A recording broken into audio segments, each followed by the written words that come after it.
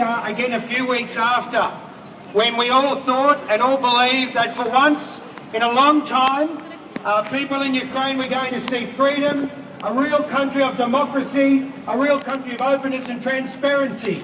And what we all knew might have been the case has come to the fore. There are people who want to scuttle that. There are people who don't believe that Ukraine should be a peaceful, free and independent country. But Ukrainians don't give up, and Ukrainians will come together. And now more than ever is the time for Ukrainians all around the world to come together, whether you're Ukrainian from the east, from the west, Catholic, Orthodox, any part of the country, whether your mother's Ukrainian like mine or whether both of your parents or half your folks are Ukrainian. It's time to come together and show support to Ukraine because it needs it, and it needs it more than ever. Never forget, there is nothing wrong with a country that wants to find true democracy. There is nothing wrong with a country that wants to achieve independence, peace and freedom. What is wrong with a country that wants to find that? I want to talk briefly about the tale of two men.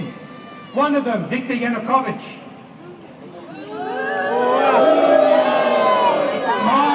My aunt and uncle, I said this to Marko Pavlishin walking up to the demonstration.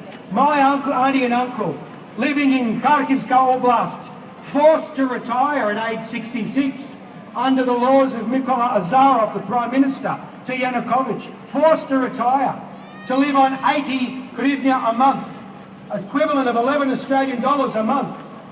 Turn on the television and see what the former president in Mezhihiria used to live like.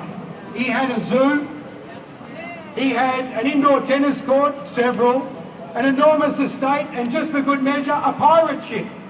Paid for by whose money? And people in this world wonder why Ukrainians wanted to see an end to this man. Because the corruption must stop.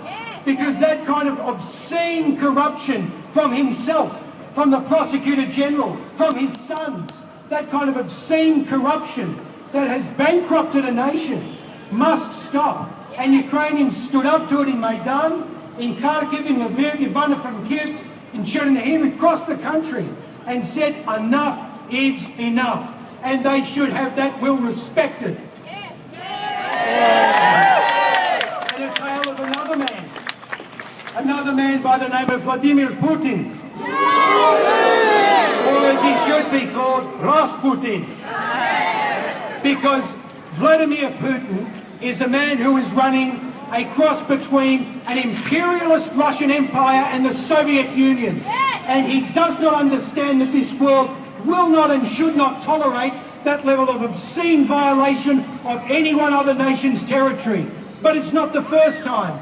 Do you remember Abkhazia, Georgia, Pridnestrovia, and here again in Ukraine? This man and this government in Russia does not learn.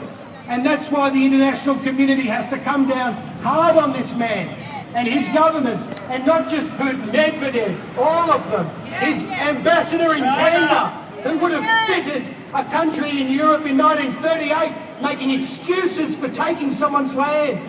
These people are obscene, they are corrupt, the mafia has taken control of the Russian government.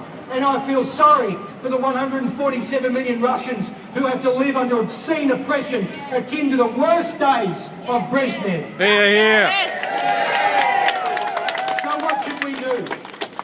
Well, again, Ukrainians must always come together and must fight for what is right. A peaceful, free, democratic, European Ukraine. Yes. And that's what we should always fight for. And the international community must not let us down.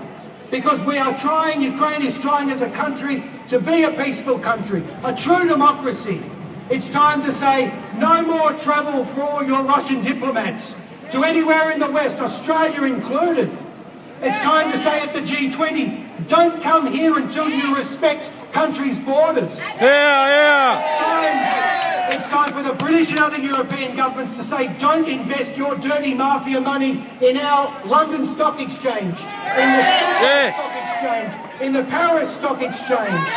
It is time for the people who murdered 88 people or more on the streets of the Christianic to be brought to justice in the International Criminal Court. That's what should happen. Can I finish and say, we are not witnessing the end of the Ukrainian nation. We are witnessing its birth. We are witnessing the development, the birth of the nation coming together once and for all in the strength of democracy and peace and freedom, of religious, media and personal tolerance. We are witnessing the birth of the Ukrainian nation. However it must be, we're going to witness its birth. Yay!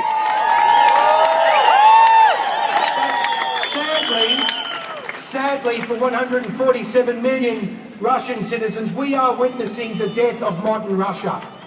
We are witnessing the decline of modern Russia into an autocratic, almost feudal version of the Soviet Union, run by a couple of former oligarchs, now multi-billionaire, corrupt politicians running a country with nuclear arsenal and many, many, many billions of dollars to stack out other nations. And the world's got to stand up to that style of nation. Slava Ukraini! Slava!